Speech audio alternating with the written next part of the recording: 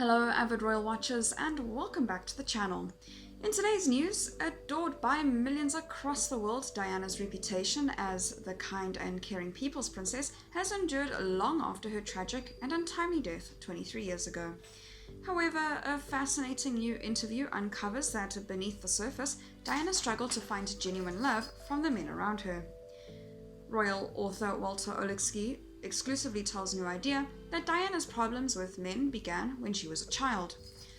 Her father didn't love her. He wanted a boy. The prince didn't love her, and she had affairs with numerous men looking for the right man. Some of them gave her love, but most took advantage of her, Walter claims. Early rejection. While their marriage in 1981 was arguably doomed from the start, Walter alleges that Charles only married Diana to have children. When she failed to produce a daughter as their second heir, Charles made his disappointment clear. He didn't want Harry, he wanted a girl because he was afraid two boys would fight over being king, he says. So it haunted her whole life, the fact that her father didn't love her for that reason, and now her husband didn't love her either.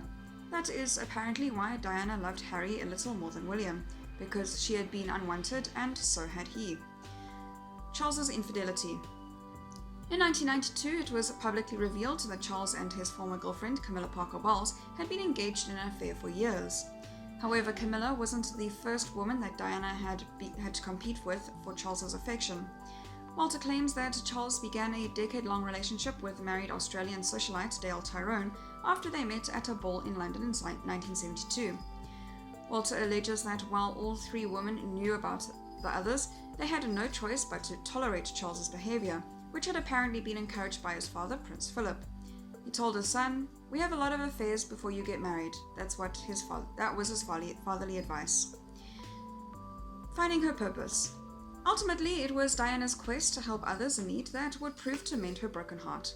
As the patron of more than 100 charities for a range of issues, ranging from HIV/AIDS, cancer and leprosy to drug addiction and homelessness, Diana changed millions of lives around the world. She decided that she would find love in helping people, Walter says. The right man. While aware that her love for Charles was unreciprocated, it's been rumored that Diana also sought her own affairs, including ones with her bodyguard Barry Manicky in 1985, cavalry officer and polo player James Hewitt in 1986, and her childhood friend James Gilby in 1989. However, it wasn't until several years after she and Charles finally separated in 1992 that Diana found the right man. "I think she wanted a different life, a different husband and more children," Walter says. Towards the end of her life, she found a man who loved her for herself, Hasnat Khan, a Pakistani heart and lung doctor that lasted from 1995 until 2 months before her death. They were deeply in love. They both wanted to marry and have children together. Unfortunately, it wasn't meant to be, Walter explains. He was a very private man and broke off their relationship because he feared that the media's obsession with her would make life impossible for him. He didn't want to be in the limelight.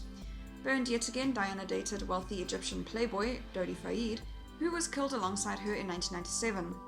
She was not really in love with him, she only did it initially to make Hasnat jealous, Walter says.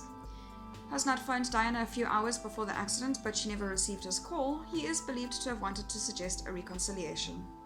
That is all for today's news. Thank you very much for watching. I'll see you next video.